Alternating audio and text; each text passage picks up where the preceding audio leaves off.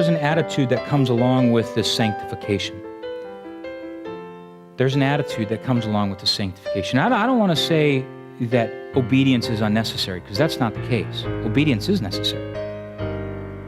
We should be obeying. That's how I started, right? With a commandment, and it's the will of God. And I don't want to neglect that. I don't want to say, well, we don't have to obey God, because then why does He command us to obey?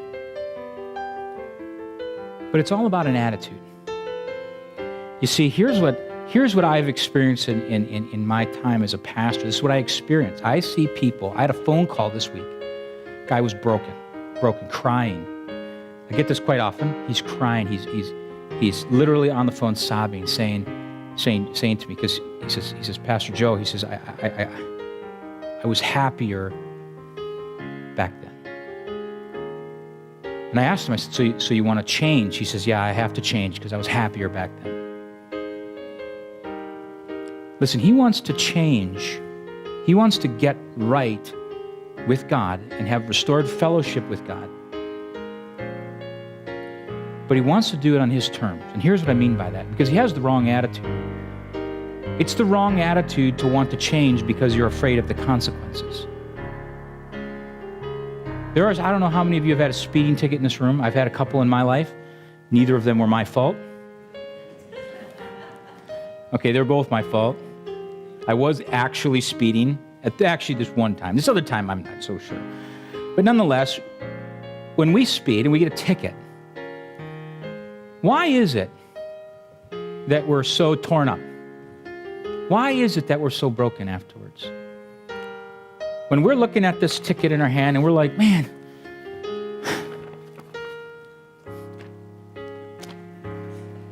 shouldn't have been speeding. Can't believe I got to pay this thing.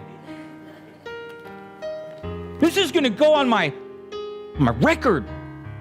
You can take my driver's license. I'm gonna have to walk everywhere. My dad said he ain't gonna give me a ride. You know, what they're most torn up about is the consequence. They're not torn up the fact that they broke the law.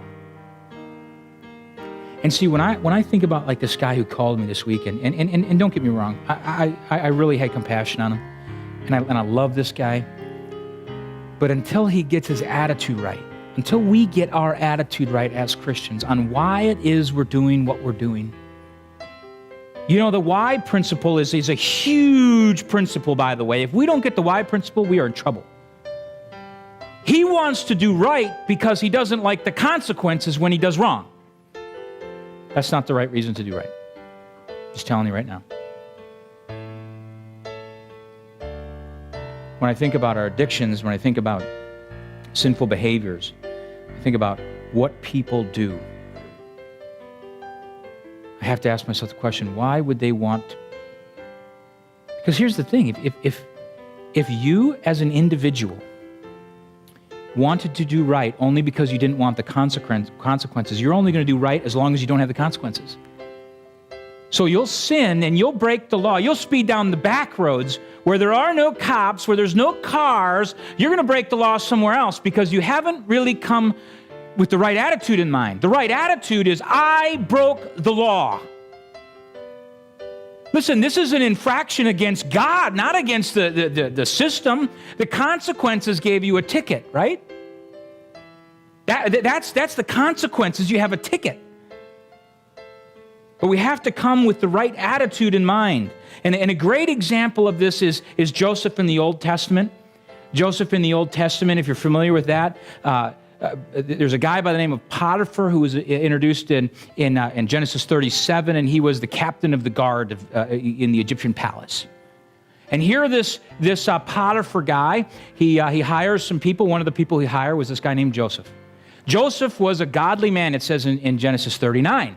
A godly man, and because he was a godly man, he brought tremendous blessing to the house of Potiphar and really eventually to all Egypt. I mean, it was his presence that brought blessing to them. But there was a time in Joseph's life when he was being literally trapped by Potiphar's wife, who wanted Joseph to commit the act of adultery with him.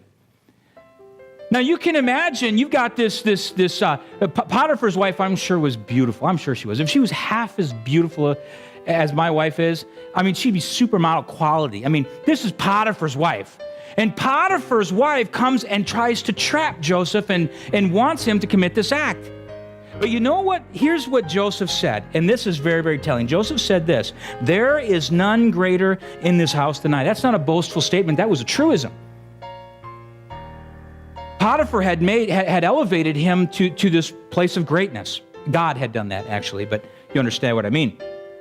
"Neither hath Potiphar kept back anything from me but thee, because thou art his wife.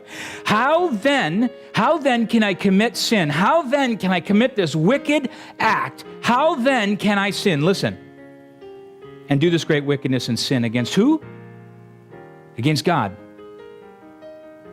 Now that is the right attitude in sanctification. How can I sin against God? You say, yeah, but he would have sinned against Potiphar and against Potiphar's wife and against his own body and all of these things. And I see that. It's all in Scripture, by the way, because your sin has consequences. But who is your sin a transgression against? It's transgression against the law. It's against God.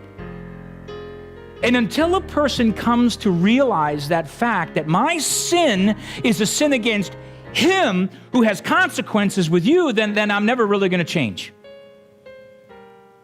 The essence, when I talk to the folks in our addiction program, I tell them, listen, forget the consequences. I've never gotten down with somebody and said, hey, listen, you're going to lose your wife, and you're going to lose your kids, and you're going to lose your job. I never say that. I say, you are going to violate a righteous and holy, just, loving, omnipotent God. Your sin is against him.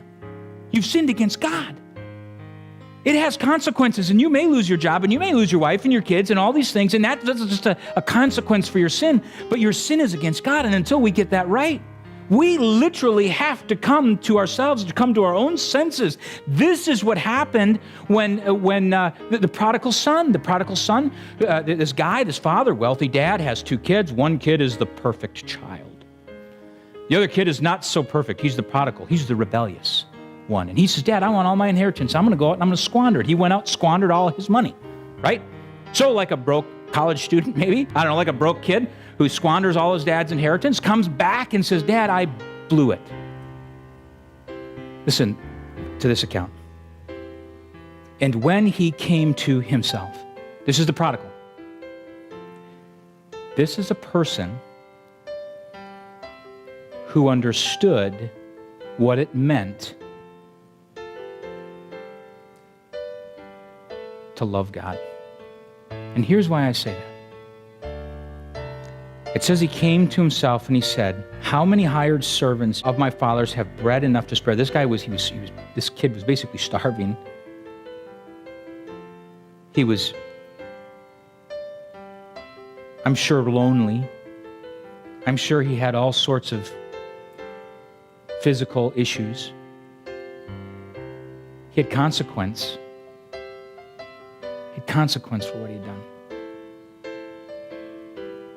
And he says, how many hired servants of my father's have bread enough to spare, and I perish with hunger? I'm suffering from my consequence. Listen to what he says. I will arise and go to my father, and I will say unto him, Father, I have sinned against heaven. Now stop right there. This is a guy who came to himself. And he realized that his rightness was not about not having consequences. He realized that his rightness was about getting right with God. He had the right attitude. Until we have the right attitude, our sanctification will always be works-based. Our sanctification will always be works-based. It will always be, how much more do I have to do to gain the favor of my Father? How much more do I have to do to please God? You will be in fear of losing a blessing or not receiving one. And that's not an easy way to live. That's a hard way to live your life. When you always have to ask yourself, what if God forsakes me and the blessings? I have to work harder. Friends, we have been saved by grace.